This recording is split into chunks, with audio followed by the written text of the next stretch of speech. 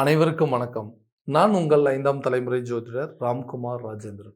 நம்ம இன்னைக்கு பார்க்க போற தலைப்பு, துலாம் ராசி அன்பர்களுக்கு இந்த ஜூலை மாதத்தின் பலன்கள பத்தி தான் இந்த காணொளியில தெளிவா விவரமா பார்க்க போறோங்க. இந்த ஆண்டுக்கோள்கள் என்று சொல்லக்கூடிய சனி பகவான் மீன ராசியிலும், ராகு பகவான் கும்பத்திலும், கேது பகவான் பார்த்தீங்கன்னா சிம்மத்திலும், குரு பகவான் கடகத்திலும் சஞ்சாரம் செய்றாங்க. மாதக்கோள்கள் அப்படின்னு பார்த்தீங்கன்னா, செவ்வாய் ரிஷப ராசியிலும், மிதுனத்துல சூரியன் மற்றும் புதனும், கடகத்துல பார்த்தீங்கன்னா சுக்கிரனும் சஞ்சாரம் செய்றாங்க. இந்த 5ஆம் தேதி, அதாவது ஜூலை மாதம் 5ஆம் தேதி பார்த்தீங்கன்னா, சுக்கிரன் கடகத்திலிருந்து சிம்மத்திற்கும், 17ஆம் தேதி பார்த்தீங்க அப்படின்னா, சூரிய பகவான் மிதுனத்திலிருந்து கடகத்துக்கும் பயிற்சியாக போறாருங்க. ஆக இந்த நிகழ்வு காலகட்டங்கள்ல துலாம் ராசி அன்பர்களுக்கு தங்களுடைய வாழ்க்கையில எந்த விதமான அற்புதங்கள் மற்றும் மேன்மைகள் தரப்போகுது அப்படிங்கிறத இந்த காணொளியில் தெளிவாகவும், துல்லியமாகவும் பார்க்கலாங்க. நம்ம சேனலை ஃபர்ஸ்ட் டைம் பார்க்குறவங்க சப்ஸ்கிரைப் பண்ணிக்கோங்க. பெல் பட்டனை கிளிக் பண்ணி ஆல் அப்படிங்கிற ஆப்ஷன் கொடுத்துக்கோங்க. துலாம் ராசி அன்பர்கள் சுக்கிர பகவானை அதிபதியாக கொண்டவர்கள், நீதி நெறி தவறாதவர்கள் அப்படின்னு சொல்லாங்க. ஸ்ட்ரைட் ஃபார்வர்டுங்க. எந்த விஷயத்தையுமே தெளிவாக சிந்திச்சு அதை கரெக்டான விதத்தில் செயல்படுத்தக்கூடிய நபர்கள். தப்பாக இருந்தால் சரி தப்புங்க, கரெக்டாக இருந்தால் சரி கரெக்ட். எந்த சூழ்நிலையிலும் தப்புக்கான விஷயத்தை நியாயப்படுத்துறதோ, சரியான விஷயத்தில் தவறுன்னு படுத்துறதோ எந்த சூழ்நிலையும் இருக்காது. ஏன்னா நீதி நெறி தவறாதவர்கள் அப்படின்னே சொல்லிக்கிட்டாங்க.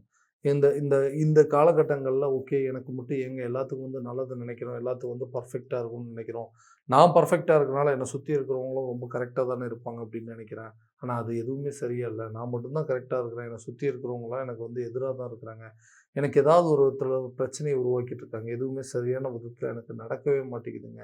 என்னோட வாழ்க்கையில நான் நினைச்சபடி வாழவே முடியாதான்னு எதிர்பார்க்குறவங்களுக்கு இந்த துலாம் ராசி என்பவர்களுக்கு நிறைய மாற்றங்களை கொடுக்கக்கூடிய ஒரு காலகட்டம் அப்படின்னு சொல்லுவாங்க.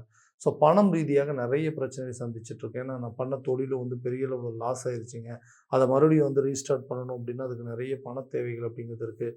கூட இருக்கிறவங்களோ பார்த்தீங்கன்னா உறவினர்களோ, சொந்த பந்தங்களோ யாருமே எனக்கு உதவி பண்ணக்கூடிய ஒரு சூழ்நிலை அப்படிங்கிறது இல்லாமல் இருக்குது. மறு மறுபடியும் இந்த நிதி தேவைகளை சரி பண்ணுறதுக்காக எப்படியாவது இந்த பிஸ்னஸை ரீஸ்டார்ட் பண்ணணும்னு நினைக்கிறேன். இந்த சூழ்நிலைகள் மாறவே மாறாதுன்னு எதிர்பார்க்குறவங்களுக்கு கண்டிப்பாக பார்த்தீங்கன்னா, இந்த தொழில் ரீதியாக, இந்த பண ரீதியாகவும் நிறைய மாற்றங்களை கொடுக்கக்கூடிய ஒரு காலகட்டம் அப்படின்னு சொல்லாங்க. இந்த 2ஆம் பாவகத்தில குருவுடைய பார்வை படுறதுனால, தனம் சம்மந்தப்பட்ட பிரச்சனைகளை தீர்த்தெடுக்கக்கூடிய ஒரு காலகட்டம் அப்படின்னு சொல்லலாம். அப்படின்னா என்னங்க? ரொம்ப நாளா உங்க பிஸ்னஸ் ஸ்டார்ட் பண்ணுறதுக்கு, அந்த பிஸ்னஸை ரீஸ்டார்ட் பண்ணுறதுக்கு உங்களுக்கு பண ரீதியா நிறைய பிரச்சனைகள் இருந்திருக்கும்ல. அந்த பிரச்சனைகள் அப்படிங்கிறது தீருங்க. அப்போ தொழில கரெக்ட்டா ஸ்டார்ட் பண்ணுவீங்க. அந்த தொழில்ல லாபகரமான சூழ்நிலை கொண்டு போய், அது மூலமா நிறைய லாபத்த சம்பாரிச்சு, பழைய பிரச்சனைகள் எல்லாத்தையும் தீர்க்கக்கூடிய ஒரு காலகட்டமா இருக்குங்க. என்னால முடியும், இத கண்டிப்பா நான் பண்ணுவேன் அப்படின்னு சொன்னவங்க, கட்டாயமா அத செஞ்சு முடிப்பீங்க. அது மூலமா நிறைய பேரு, புகழ், அந்தஸ்தை உருவாக்கக்கூடிய ஒரு காலகட்டமா இருக்க போது. தொழில் ரீதியாக நிறைய மாற்றங்கள் இருக்குங்க. வெளியூர், வெளிநாடு சம்மந்தப்பட்ட பயணங்கள் அப்படிங்கிறது மேற்கொள்வீங்க. ஒரு பிஸ்னஸ் பண்ணா இப்படித்தான் பண்ணணும், இவரு மாரி தான் பண்ணணும் அப்படிங்கிற ஒரு பெர்ஃபெக்ஷனான ஒரு பேர் வாங்கக்கூடிய ஒரு காலகட்டமாக மாறப்போகுது. இதனால உங்களுடைய அந்தஸ்து உயருங்க. பணம் சம்மந்தப்பட்ட விஷயங்கள், நிதி தேவைகள் பூர்த்தியாகும். கொடுத்த வாக்க காப்பாத்துவீங்க. இதனால குடும்பத்தில நல்ல ஒரு மன நிம்மதியான ஒரு சூழல் அப்படிங்கிறது உருவாகும்.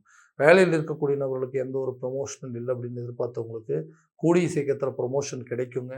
சேலரி இன்கிரிமெண்ட் கிடைக்கும். டெம்பரவரியா இருந்தவங்க பெர்மனன்ட்டா மாறுவீங்க. வேலை விஷயமா வெளிநாடு போய் வேலை பார்க்குற அளவுக்கு யோகங்கள் அப்படிங்கிறது உருவாகுங்க. வேலை விஷயமா வெளியூர், வெளிநாடு பயணங்கள் கூட நீங்க இந்த காலகட்டங்கள மேற்கொள்வீங்க. பிடிக்காத டிபார்ட்மெண்ட்ல இருந்து அந்த வேலைய ஃபோர்ஸ் பண்ணி அத செய்ய சொல்லிட்டு இருந்தாங்க. இன்னைக்கு வரைக்கும் நான் ரொம்ப நாளா கஷ்டப்பட்டு வேலை பார்த்தேனே, எனக்குன்னு ஒரு அங்கீகாரம் இல்லைன்னு சொல்லக்கூடிய நபர்களுக்கு எல்லாமே கூடிய சீக்கிரத்தில உங்களுக்குன்னு ஒரு அங்கீகாரம் அப்படிங்கிறது கிடைக்குங்க. பிடிக்காத துறையிலேருந்து விலகி உங்களுக்கு பிடிச்ச துறையை தேர்வு செய்யக்கூடிய ஒரு காலகட்டமா இருக்கும். உயர் அதிகாரி மூலமாக இதுவரைக்கும் இருந்த அந்த பிரச்சனைகள் அப்படிங்கிறது உங்கள விட்டு முழுமையாக விலகப் போகுது. நீண்ட நாட்களாக இருந்து வந்த திருமண தடைகள் அப்படிங்கிறது அகலுங்க. வீட்டுக்கு தேவையானது எல்லாமே பண்ணிட்டேங்க. வீடு கட்டியாச்சு, சொந்தமா ஒரு இடம் வாங்கி வீட்ட கட்டிட்டோம், வண்டி வாகனம் வாங்கியாச்சு, தோட்டம் துறவு எல்லாமே நமக்கு தேவையானது எல்லாத்தையும் பண்ணிட்டோம். திருமணம் அப்படிங்கிற ஒரு விஷயம் மட்டும் கம்ப்ளீட்டடா ஆகாம இருக்கு. இன்கம்ப்ளீட்டடாவே இருக்குது. இதுக்கு உண்டான யோகங்கள் எப்ப தான் கிடைக்கும்? எனக்குன்னு திருமணம் நடக்குமான்னு எதிர்பார்க்குறவங்களுக்கு கூடிய விரைவில இந்த திருமணம் சார்ந்த யோகங்கள் அப்படிங்கிறது கண்டிப்பாக உருவாகுங்க. நீண்ட நாள் திருமண தடை அப்படிங்கிறது அகலும். கூடிய சீக்கிரத்தில உங்களுக்கு திருமணம் சம்மந்தப்பட்ட யோகங்கள் உருவாகும். லவ் பண்ணிட்டு இருக்கிறவங்க கூட லவ்ல அதாவது பெரிய அளவுல ரிலேஷன்ஷிப்லேருந்து வெளிய திருமணம் அப்படிங்கிற யோகத்துக்கு, திருமணம் சார்ந்த சில அப்ரூவல் பெறதுக்கான வாய்ப்புகள் இருக்கும். யாரு இதுவரைக்கும் இது கல்யாணம் வரைக்கும் கொண்டு போக முடியாதுன்னு சொன்னாங்களோ, அவங்க மத்தியில உங்களுடைய ரிலேஷன்ஷிப்ப நீங்க மேரேஜ் வரைக்கும் கொண்டு போறதுக்கான யோகங்கள் அப்படிங்கிறது இருக்குங்க. அடுத்த விஷயம் நம்ம வேண்டான்னு சொல்லி விட்டுட்டு போனவங்க, இந்த ரிலேஷன்ஷிப்பை மறுபடியும் கன்டின்யூ பண்ணலாமா? இந்த ரிலேஷன்ஷிப்பை வந்து மேரேஜா மாத்திக்கலாமா? அப்படிங்கிற குழப்பங்கள் இருந்திருக்கும். அந்த குழப்பங்கள் இந்த காலகட்டங்கள்ல கண்டிப்பாக விலகுங்க. குழந்தை இல்லாத தம்பதியினருக்கு குழந்தை பாக்கியம் அப்படிங்கிறது ஏற்படுங்க. இது நீண்ட நாட்கள் ஒரு தடையாவே இருந்திருக்கும். மத்தவங்களுக்கு மத்தியில வந்துட்டு உங்களுக்குன்னு ஒரு அடையாளத்த குடுக்க முடியாத அளவுக்கு சூழ்நிலை இருந்திருக்கும். மருத்துவ ரீதியா நிறைய முயற்சி எடுத்திருப்பீங்க. அந்த முயற்சிகள் ஈடேறும் நாள். கூடிய சீக்கிரத்தில உங்களுக்கு புத்திர பாக்கியம் அப்படிங்கிறது உருவாகக்கூடிய ஒரு காலகட்டமாக இருக்க போதுங்க.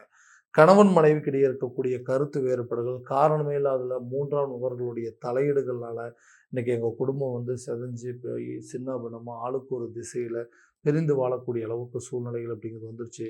யார்கிட்ட இருந்து இந்த பிரச்சனைகள் வந்துச்சு? யார் மூலமா நடந்துச்சு? எதனால நடந்தது? யார் தப்பு? அப்படின்னு சொல்லி பேசுகிற அளவுக்கு கூட ஒரு சூழ்நிலைகள் அப்படிங்கிறது இல்ல. இன்னைக்கு காரணமே இல்லாம குடும்பம் ஆளுக்கு ஒரு திசைய பிரிஞ்சு வாழ்ந்துட்டு இருக்கிறோம். எங்க குடும்பம் மறுபடியும் ஒண்ணு சேராதா? நானும் என் கணவன், மனைவி மறுபடியும் ஒன்றிணைய முடியாதா? எங்க குடும்பம், குழந்தை குட்டிகளோட சந்தோஷமா வாழ முடியாதா? என்ன வேண்டான்னு சொல்லி விட்டுட்டு போனவங்க எங்கள திரும்ப தேடி வரமாட்டாங்களா? அந்த லைஃப்ப மறுபடியும் கன்டின்யூ பண்ண முடியாதுங்கிற பல குழப்பங்கள் இருந்திருப்பீங்க. அந்த குழப்பத்துக்கு உண்டான தீர்வுகள் கூடிய சீக்கிரத்தில உங்களுக்குள்ள இருக்கக்கூடிய சண்டை சச்சரவுகள் விலகும். கோர்ட்டு கேஸ், டிவோர்ஸ் வரைக்கும் போன கேஸு கூட உங்களுக்கு சாதகமான சூழ்நிலை ஓகேங்க. இந்த பிரச்சனைய இத்தோட முடிச்சுக்கங்கன்னு சொல்லி அந்த டிவோர்ஸ் காரியங்கள் கூட தடைப்பட்டு, நீங்க 2 பேரும் சேர்ந்து வாழக்கூடிய அளவுக்கு சூழ்நிலைகள் உருவாகும். பிரிந்த தம்பதியினர் ஒன்று சேருவாங்க. விட்டுட்டு போன ரிலேஷன்ஷிப்ல இருந்து போனவங்க கூட உங்கள தேடி வரக்கூடிய ஒரு காலகட்டமாக இருக்கப்போது. இதனால பிரிந்த குடும்பங்கள் ஒன்றிணைவதற்கான யோகம், பிரிந்த காதலர்கள் ஒன்றிணைவதற்கான சில சூழல்கள் அப்படிங்கிறதெல்லாம் இந்த காலகட்டங்கள்ல உருவாகும். கணவன் மனைவிக்கிடையே நல்ல ஒரு அந்யோன்யம் ஏற்பட்டு, அந்த பந்தங்கள் பெரிய லெவலுக்கு வந்து அடுத்தது உங்க குடும்ப லெவல்ல நிம்மதிய உருவாக்கக்கூடிய ஒரு காலகட்டமாக மாறப்போதுங்க.